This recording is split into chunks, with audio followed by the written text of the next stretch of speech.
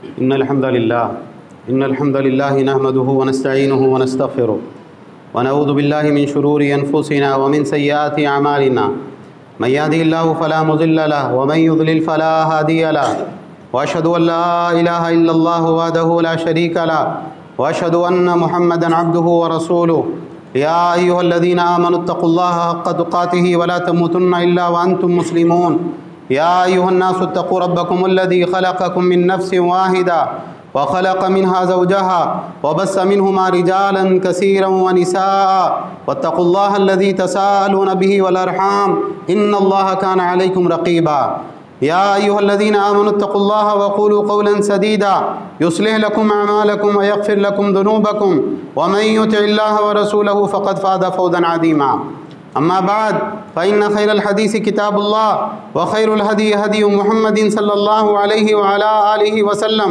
وشر الأمور محدثاتها وكل محدثة بدعة وكل بدعة ضلالة وكل ضلالة في النار۔ محترم حضرات، ہر طرح کی تعریف و توصیف، حمد و ثنا، بڑائی، کبریائی اللہ رب العالمین احکم الحاکمین کے لیے لائق و دیبا ہے، جو سارے جہانوں کا بنانے والا اور پالنے والا ہے، بے حد مہربان، نہایت رحم کرنے والا ہے، روز جزا کا مالک ہے۔ ہر طرح کا نفع، نقصان، عزت، ذلت تنہا اسی کے ہاتھ میں ہیں۔ وہ جس کو عزت دے اسے کوئی ذلیل نہیں کر سکتا، اور وہ جس کو ذلیل کر دے اس کو کوئی عزت نہیں دے سکتا۔ اور بے شمار درود و سلام کا نزول ہو تمام انبیاء کرام پر، بالخصوص آخری نبی اور رسول رحمت للعالمین جناب محمد رسول اللہ صلی اللہ علیہ وسلم پر۔ بہرحال حمد و صلوات کے بعد آج عید الفطر کا دن ہے۔ اللہ تعالیٰ سے دعا ہے کہ اللہ تعالیٰ اس عید کو ہمارے لیے اور تمام امت مسلمہ کے لیے مبارک بنائیں، اور ہر طرح کی خوشیاں، آرام، سکون، عافیت اللہ تعالیٰ اس امت کو عطا فرمائیں، اور ہر طرح کے شر اور فساد سے اللہ تعالیٰ اس امت کی حفاظت فرمائیں۔ دیکھیے، ہم نے رمضان المبارک کے اندر بہت سی عبادتیں کی۔ بہت سے لوگ ہیں جنہوں نے روزے رکھے، بہت سے لوگ ہیں جنہوں نے پابندی کے ساتھ میں قیام اللیل کیا، بہت سارے لوگ ہیں جنہوں نے اللہ سے دعائیں کی، قرآن کی تلاوت کی، صدقہ اور خیرات کیا۔ انسان کا عبادت کرنا یہ اہم ہے، لیکن اس سے زیادہ اہم یہ ہے کہ اللہ تعالیٰ اس کی عبادت کو قبول فرمائے، اور اللہ تعالیٰ کا صاف صاف ارشاد ہے، انما یتقبل اللہ من المتقین، بلا شبہ اللہ تعالیٰ انہی کی عبادت قبول فرماتا ہے جن کے دلوں کے اندر اللہ کا تقوی ہوتا ہے۔ ہم خطبہ جمعہ سنتے ہیں، خطبہ عید سنتے ہیں، تو خطبے کے اندر کون سی آیتیں اللہ کے نبی صلی اللہ علیہ وسلم پڑھا کرتے تھے؟ یا ایھا الذین آمنوا اتقوا اللہ حق تقاتہ، اے ایمان والو اللہ سے ڈرو جیسا کہ اس سے ڈرنے کا حق ہے، اور تمہاری موت نہ آئے مگر یہ کہ تم مسلمان ہو۔ اللہ کا تقوی جیسا کہ اس کے تقوی کا حق ہے، اللہ کا ڈر، اللہ کی خشیت، اللہ تعالیٰ کا خوف، اور یہ چیز صرف رمضان المبارک کے مہینے میں نہیں ہونا چاہیے، بلکہ سارا سال، ہر دن، ہر رات، ہر ساعت میں جو ہے ایک انسان کے دل میں اللہ رب العزت کی عظمت، اس کی ہیبت اور اس کا خوف ہونا چاہیے۔ اگر ہماری زندگیوں کے اندر تقوی آتا ہے، اللہ کا ڈر اور خوف ہماری زندگیوں میں آتا ہے، تو اس کی وجہ سے ہمارے ساتھ اللہ تعالیٰ کا معاملہ کیا رہے گا؟ اللہ سبحانہ و تعالیٰ نے سورہ طلاق کی ابتدائی آیتوں میں اس چیز کو بیان کیا ہے۔ اللہ تعالیٰ نے فرمایا، ذالکم یوعظ بہ من کان یؤمن باللہ والیوم الآخر، یہ نصیحت ہے جو تم کو کی جا رہی ہے جو اللہ پر ایمان رکھتا ہے اور یوم آخرت پر ایمان رکھتا ہے۔ ومن یتق اللہ یجعل لہ مخرجا، جو اللہ تعالیٰ سے ڈرتا ہے اللہ تعالیٰ اس کے لیے ہر طرح کے حالات میں راستہ نکال دیتے ہیں، اللہ تعالیٰ ہر تنگی کے اندر اس کے لیے راستہ پیدا کر دیتے ہیں۔ وَيَرْزُقْهُ مِنْ حَيْثُ لَا يَحْتَسِبُ، اور اللہ تعالیٰ اس کو ایسی جگہ سے رزق عطا فرماتے ہیں جہاں سے اس کا گمان بھی نہیں ہوتا۔ آج دو طرح کی چیزوں میں لوگ پریشان ہیں، مسائل اتنے زیادہ ہیں کہ صاحب نکلنے کے لیے راستہ ہی نہیں نظر آ رہا، کہاں جائیں، کیا کریں، کون سا ایسا کام کریں جس کی وجہ سے ہم اپنی مشکلات سے نکل پائیں۔ اللہ تعالیٰ کیا فرما رہا ہے؟ اللہ سے ڈرو گے نا، اللہ تمہارے لیے کہیں سے بھی راستہ نکال دے گا۔ اور دوسرے یہ کہ لوگ روزی کے لیے پریشان ہیں، مہنگائی بہت زیادہ ہے، مسائل بہت زیادہ ہے، کہاں سے کمائیں، کیسے اپنی ضروریات کو پورا کریں۔ اللہ تعالیٰ کا وعدہ کیا ہے؟ تقوی اختیار کرو گے نا، اللہ ایسی جگہ سے رزق عطا فرمائے گا جہاں سے تمہارا گمان بھی نہیں ہوگا۔ اور فرمایا وَمَن يَتَوَكَّلْ عَلَى اللَّهِ فَهُوَ حَسْبُهُ، جو اللہ کے اوپر بھروسہ کر لیتا ہے نا، اللہ اس کے لیے کافی ہو جاتا ہے۔ إِنَّ اللَّهَ بَالِغُ أَمْرِهِ، بے شک اللہ تعالیٰ اپنا کام کر کے رہتا ہے۔ قَدْ جَعَلَ اللَّهُ لِكُلِّ شَيْءٍ قَدْرًا، اللہ نے ہر چیز کا ایک اندازہ مقرر کر رکھا ہے۔ رمضان المبارک کا مہینہ آتا ہے، ہم گناہوں سے دور ہو جاتے ہیں۔ جو بے نمازی ہوتے ہیں وہ نماز پڑھنے لگتے ہیں، جو قرآن نہیں پڑھتے وہ قرآن پڑھنے لگتے ہیں، گناہوں کو چھوڑ دیتے ہیں، اور جیسے ہی رمضان ختم ہوتا ہے ایسا لگتا ہے اسلام ختم ہو گیا، بالکل جو ہے گناہوں کے اوپر ٹوٹ پڑتے ہیں۔ نماز کی کوئی پرواہ نہیں، نماز کی کوئی پابندی نہیں، جماعت کا اہتمام نہیں۔ خاص طور سے اس بات کو یاد رکھیں، اللہ تعالیٰ کا تقوی ہر جگہ، ہر گھڑی، ہر ساتھ ایک مسلمان کے لیے بہت ضروری ہے۔ اسی طرح سے آپ دیکھیں ہم اعمال کے اوپر کیسے مداومت اختیار کر سکتے ہیں۔ بھئی ٹھیک ہے، میرا دل جو ہے، میرا دل میرے قابو میں نہیں آتا ہے، تو ایسی صورت میں کیا کرنا چاہیے کہ ہمارا دل اللہ سے جڑا رہے، اللہ کے دین سے جڑا رہے، ہم اللہ سے ڈر کر جو ہے اپنی زندگی گزاریں۔ اس میں یاد رکھیے کہ ہم قرآن پاک سے بہت غافل ہیں، قرآن سے اپنا تعلق جوڑیں، یاد رکھیں قرآن سے ہمارا تعلق مضبوط ہوگا، اللہ کا تقوی ہماری زندگیوں میں رہے گا اور ہم اللہ کے احکام کی پابندی کریں گے۔ اللہ سبحانہ و تعالیٰ نے سورہ زمر کی آیت نمبر 23 میں فرمایا اللہ نزل احسن الحدیث، اللہ تعالیٰ نے سب سے بہترین بات نازل کی ہے، قرآن سے بڑھ کے کچھ نہیں، قرآن سب سے بڑی چیز ہے، اللہ کا کلام ہے، اس سے بڑھ کے اور کیا ہو سکتا ہے۔ اور فرمایا متشابہا مثانیہ تقشعر منہ جلود الذین یخشون ربہم، ایسی آیتیں جو بار بار دہرائی جاتی ہیں، جو ایک دوسرے سے مشابہ ہیں، جب ایمان والے اس کو پڑھتے ہیں نا ان کے رونگٹے کھڑے ہو جاتے ہیں، اللہ کا ایک ڈر ان کے دل کے اوپر حاوی ہو جاتا ہے۔ ثم تلین جلودہم وقلوبہم الی ذکر اللہ، اس کے بعد میں کیا ہوتا ہے، ان کی کھالیں اور ان کے دل اللہ کے ذکر کے لیے نرم پڑ جاتے ہیں۔ ذالک ھدی اللہ یہدی بہ من یشاء، یہ اللہ کی ہدایت ہے، اللہ جس کو چاہتا ہے ہدایت دے۔ ومن یضلل اللہ فما لہ من ہاد، اور اللہ جس کو گمراہ کر دے اس کو کوئی ہدایت دینے والا نہیں۔ اگر ہم گناہگار بھی ہیں، اگر کوئی انسان ہے جو بری عادتوں میں مبتلا ہے، گناہوں کے اندر مبتلا ہے، غلط کاموں کے اندر مبتلا ہے، تو آپ جو ہے اگر بیمار ہیں تو آپ کو اپنی دوا سے غافل نہیں ہونا چاہیے۔ اللہ کے کلام میں دلوں کی بیماریوں سے شفا ہے، قرآن کو پڑھنے کی عادت ڈالیں، روزانہ اپنا ایک حزب متعین کریں کہ صاحب 1 پارہ 2 پارے آدھا پارہ جو میں سہولت سے پڑھ سکتا ہوں، یہ مجھے صبح کے وقت میں پڑھنا ہی پڑھنا ہے۔ اور صبح کے وقت کیوں ہے؟ اس لیے کہ انسان صبح کے وقت میں پڑھتا ہے، شام تک وہ اللہ کی رحمت میں رہتا ہے۔ قرآن کو سمجھنے کی عادت ڈالیے، اللہ تعالیٰ مجھ سے کیا کہنا چاہ رہے ہیں، اللہ تعالیٰ مجھ کو کیا پیغام دے رہے ہیں، اور جتنی اپنی استطاعت ہے نا اللہ کے احکام پر عمل کرنے کی کوشش کیجیے۔ قرآن سے آپ کا تعلق صحیح ہوگا، آپ کی زندگیوں کے اندر تقویٰ موجود رہے گا۔ ایک بہت بڑی بیماری جو آج کے مسلمانوں میں وہ کیا ہے؟ نماز کا چھوڑ دینا۔ اللہ کے نبی صلی اللہ علیہ وسلم کے زمانے میں نماز کا ترک کر دینا بہت بڑی بات تھی۔ اگر ایک شخص منافق بھی ہے، عام منافق ہے، اس کی یہ ہمت نہیں ہوتی تھی کہ وہ جماعت کے ساتھ نماز کو ترک کر دے۔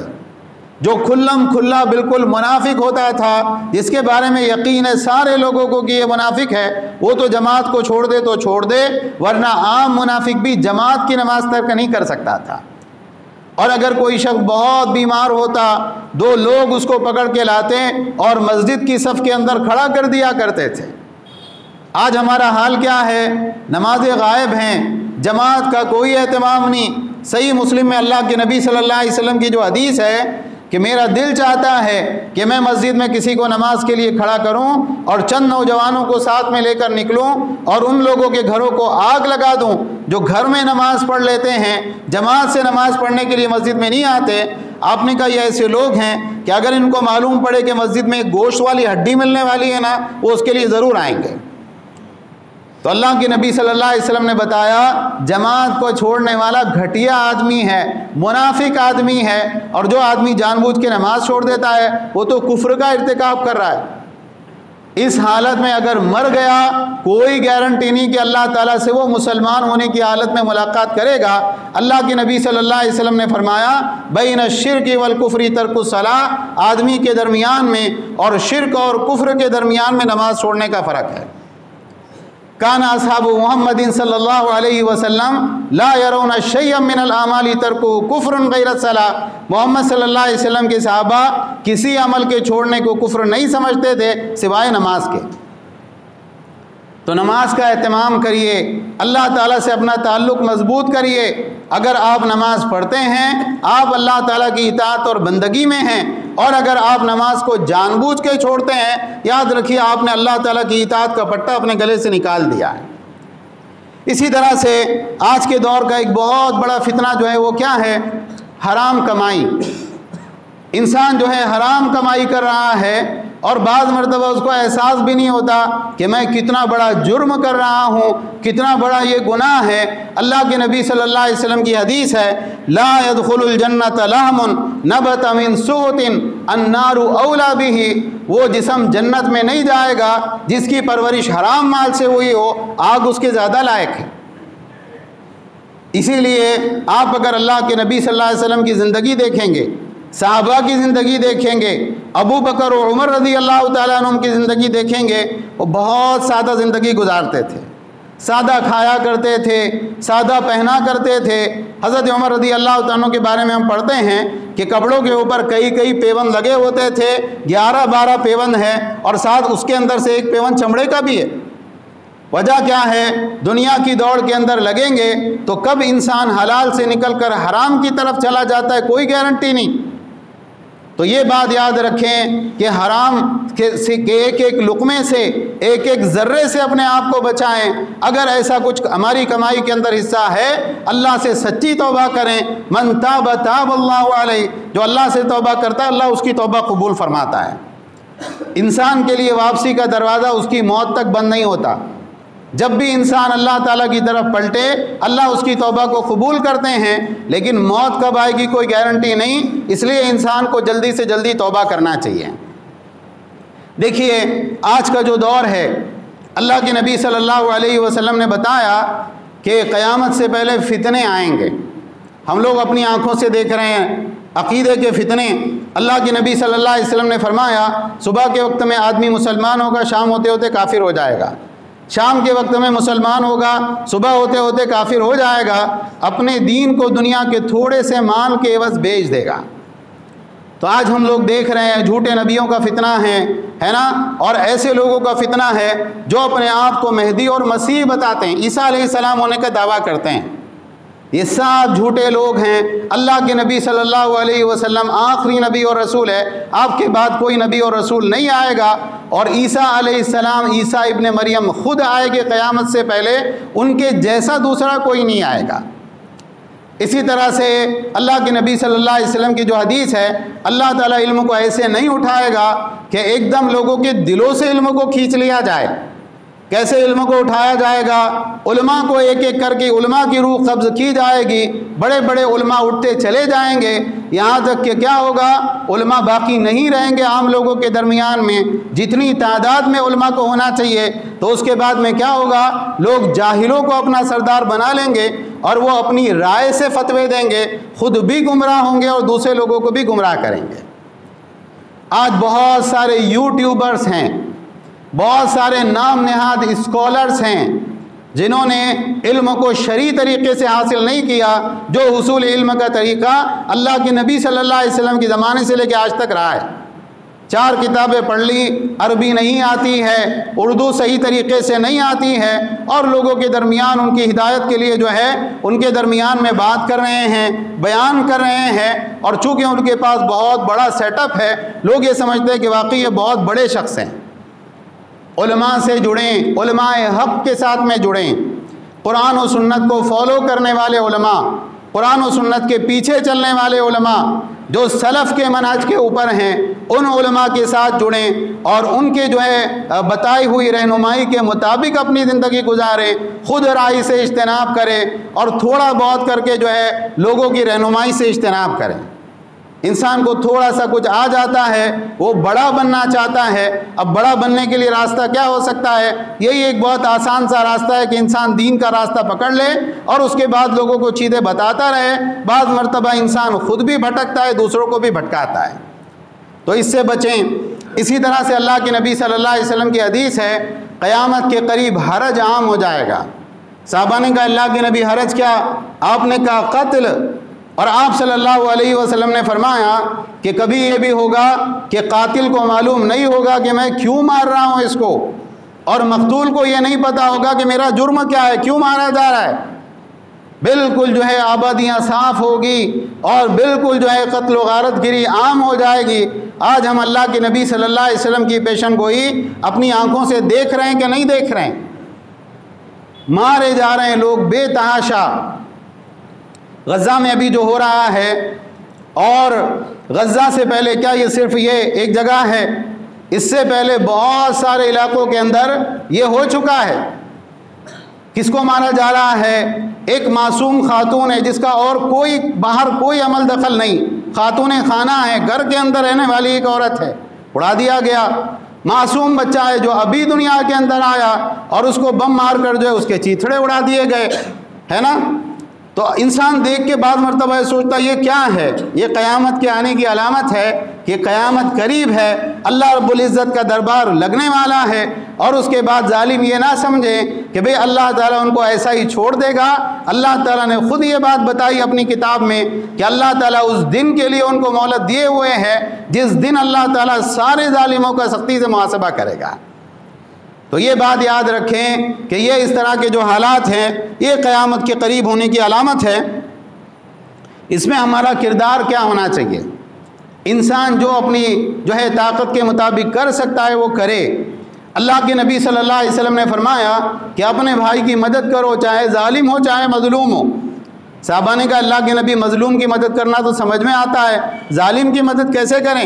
آپ صلی اللہ علیہ وسلم نے فرمایا کہ اس کا ہاتھ پکڑ کے اس کو روک دو، یہی اس کی مدد کرنا ہے۔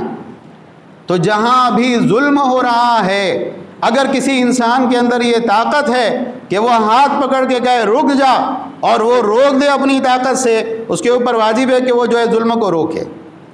لیکن جہاں انسان کے پاس میں یہ طاقت موجود نہ ہو، ایسے وقت میں کیا کریں؟ اللہ تعالیٰ سے دعا کرے، اللہ رب العالمین کی بارگاہ میں گڑ گڑائے، اللہ تعالیٰ کے سامنے مظلومین کے لیے دعا کرے، ظالم کے خلاف بد دعا کرے۔ تو ایسی صورت میں کیا ہوگا؟ ایسی صورت کے اندر یہ ہوگا کہ ہم اللہ کے پاس میں یہ کہہ سکیں گے کہ اللہ ہم اپنی ذمہ داری سے بری الذمہ ہیں، ہم سے جو ہو سکتا تھا، ہم سے جو بن سکتا تھا ہم نے کیا، اور اے اللہ ہمارے پاس اس سے زیادہ طاقت نہیں تھی، اس کے لیے ہم کچھ نہیں کر پائے۔ دیکھیے جب سے فلسطین کا یہ معاملہ شروع ہوا ہے، بہت سارے فتنے جو ہے مسلمانوں کے درمیان میں عام ہوئے ہیں۔ پہلے ایک زمانے میں لوگ یہ ہوتا تھا کہ بھئی ایک مخصوص ملک کے بادشاہ کو برا بھلا کہا کرتے تھے، وہ کیا کر رہے ہیں، لیکن اس کے بعد میں معلوم ہے کیا ہوا؟ جب سے یہ فلسطین کی جنگ شروع ہوئی، غزہ کی جنگ شروع ہوئی، سارے مسلمان حکمراں کیا کر رہے ہیں، پھر اس کے بعد سارے مسلمان فوجی کیا کر رہے ہیں، پھر اس کے بعد سارے مسلمان کیا کر رہے ہیں، اللہ کے یہاں کیا جواب دیں گے؟ علماء سے کہا جا رہا آپ کیا کر رہے ہیں، آپ اللہ کے پاس میں کیا جواب دیں گے؟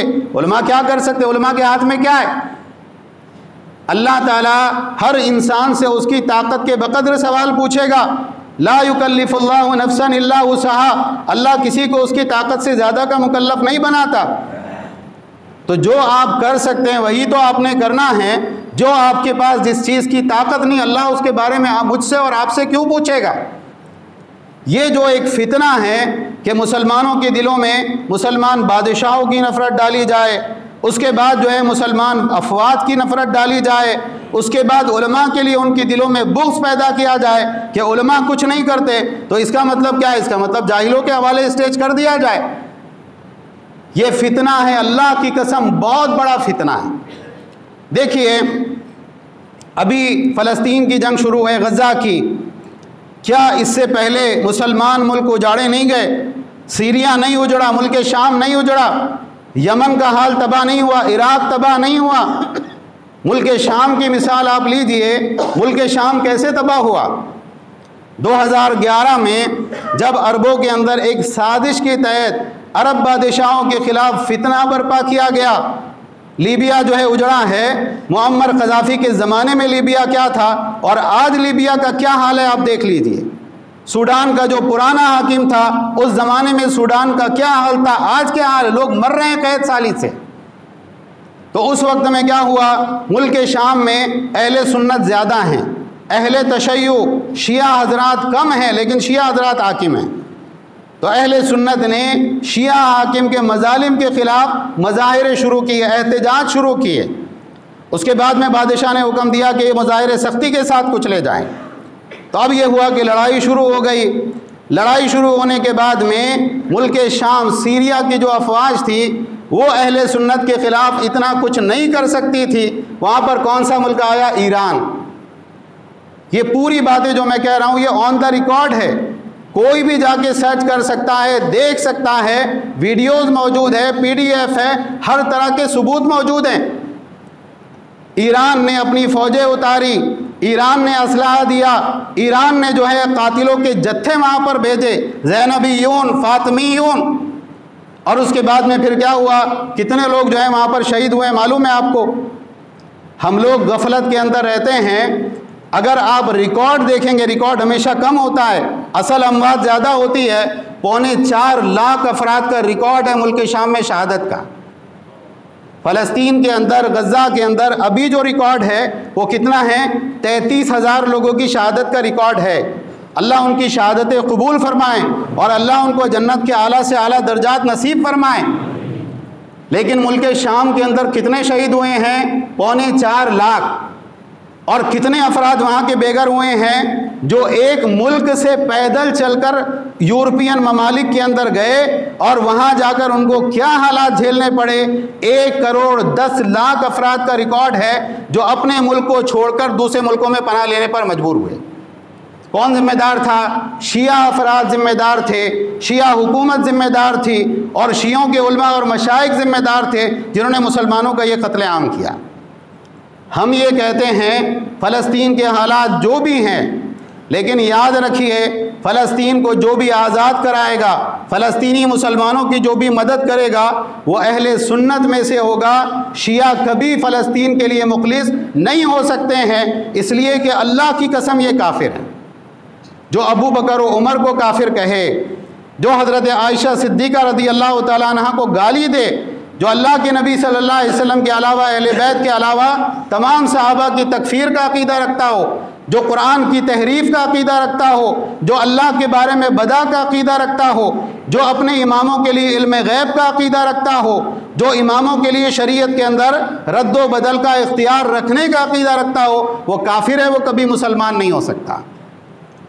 جو سعودی عرب کر رہا ہے، اللہ تعالیٰ ایک دن ایسا آئے گا کہ سعودی عرب کا حاکم ہے، دبئی کا حاکم ہے، امارات کا حاکم ہے اور یمن کا حاکم ہے، جہاں جہاں مسلمان حکام موجود ہے، اللہ کے نبی صلی اللہ علیہ وسلم کی حدیث ہے، آدمی 5 لوگوں کا بھی ذمہ دار ہے نا، اس کے ہاتھ باندھ کے اس کو اللہ کے سامنے لایا جائے گا، اس کا مقدمہ پہلے چلے گا، اس کے بعد میں یہ طے ہوگا کہ بھئی اس کو چھوڑا جائے یا جہنم میں پھینکا جائے۔ لیکن ہمارے لیے اللہ کے نبی صلی اللہ علیہ وسلم کا حکم کیا ہے؟ ہمارے لیے اللہ کے نبی صلی اللہ علیہ وسلم کا حکم بہت صاف صاف حدیث کے اندر موجود ہے۔ من رأى من اميره شيئا من معصية الله فليكره ما يأتي من معصية الله۔ جو اپنے امیر میں، اپنے بادشاہ کی طرف سے کوئی ایسی چیز دیکھے جو اللہ کی نافرمانی والی ہے تو وہ اللہ کی نافرمانی کو، گناہ کو برا سمجھے۔ لیکن اللہ کے نبی صلی اللہ علیہ وسلم فرما رہے ہیں وَلَا يَنزِعَنَّ يَدًا مِّن طَاعَةٍ، اس کی اطاعت سے ہاتھ نہ کھینچے، اس لیے کہ جو بادشاہ کی اطاعت سے نکل گیا اور جماعت کو چھوڑ دیا وہ جاہلیت کی موت مرا۔ تو یہ بات یاد ہے۔ دیکھیے میں ہمیشہ سیاست پہ بات نہیں کرتا ہوں، آپ نے مجھے بہت کم بات کرتے ہوئے دیکھا ہوگا، لیکن یہ ایک فتنہ ہے کہ سلفی کیا کر رہے ہیں، اہل حدیث کیا کر رہے ہیں، آپ کیا کر رہے ہیں۔ بھائی ہم تھے وہاں پہ، ہم نے جو ہے فلسطین کے ساتھ جنگ شروع کی، ہمارے ہاتھ میں یہ چیز ہے، ہمارے ہاتھ میں کچھ نہیں ہے، ہمارے ہاتھ میں اللہ سے دعا کرنے کا جو ہے معاملہ ہے۔ ہم اپنی ہر نماز میں اور اپنی ہر دعا میں مظلوموں کے لیے دعا کر رہے ہیں۔ تو یہ بات یاد رکھیے کہ ہم فتنوں سے بچیں۔ ایک آخری چیز یہ ہے کہ رمضان مبارک گزر گیا، لیکن جیسے میں نے کہا کہ رمضان گزرا ہے، اسلام نہیں گزرا۔ بعض علماء نے ایک بہت اچھا جملہ کہا ہے جو ابو بکر رضی اللہ تعالیٰ عنہ کے کلام سے ماخوذ ہے۔ انہوں نے کہا کہ من کان یعبد اللہ فی رمضان فإن رمضان قد فات، جو اللہ کی عبادت صرف رمضان کے اندر کرتا تھا اس کو سن لینا چاہیے، رمضان گیا تو آپ کی عبادتیں بھی اب ختم۔ لیکن من کان یعبد اللہ فإن اللہ حی لا یموت، جو اللہ کی عبادت کرتا ہے ہمیشہ ہر حال میں، اس کو جاننا چاہیے کہ اللہ زندہ ہے، اس کو کبھی موت نہیں آئے گی۔ اللہ نے نماز فرض کی رمضان میں، اس رمضان کے بعد میں بھی نماز فرض ہے۔ مسجد کے ساتھ تعلق اللہ نے فرض کیا ایک مسلمان کا، رمضان کے بعد میں بھی فرض ہے۔ قرآن کے ساتھ تعلق ایک مسلمان کے لیے رمضان کے بعد میں بھی فرض ہے۔ اپنے آپ کو شیطان کا تابع دار مت بنائیے، شیطان کے ساتھ جو ہے تعلق مت رکھیے، اللہ کے سچے بندے بنیے، رمضانی مسلمان نہ بنے، ربانی مسلمان بنے۔ دیکھیے اللہ کے نبی صلی اللہ علیہ وسلم کی حدیث ہے، مثل الذی یذکر ربہ والذی لا یذکر ربہ مثل الحی والمیت، جو اللہ کو یاد رکھتا ہے اور جو اللہ کو یاد نہیں رکھتا اس کی مثال کیسی ہے، زندہ اور مردہ کسی ہے۔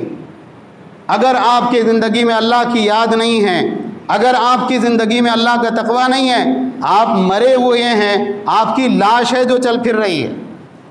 تو اس بات کو یاد رکھیں کہ ہر حال میں اللہ کا تقوی اختیار کرنے والے بنیں، اللہ سے ڈریں، اللہ سے اپنا تعلق مضبوط رکھیں۔ اللہ تعالیٰ سے دعا ہے جو بھی ہم نے کہا سنا ہے اللہ تعالیٰ ہم سب کو عمل کی توفیق عطا فرمائے۔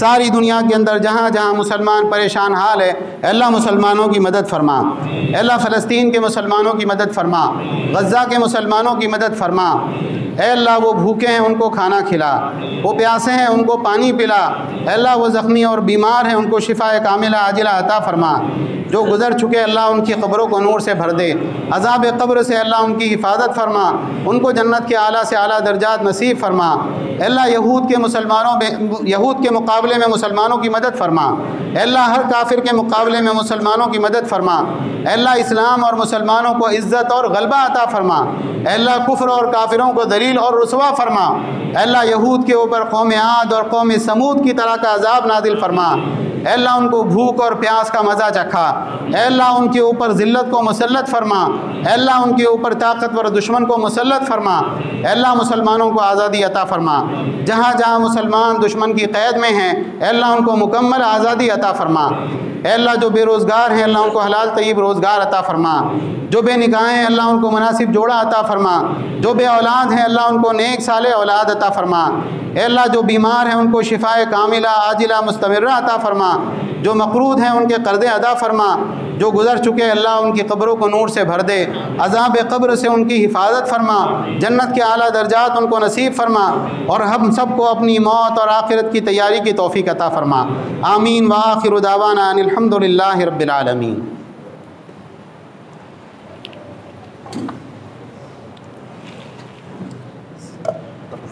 تقبل اللہ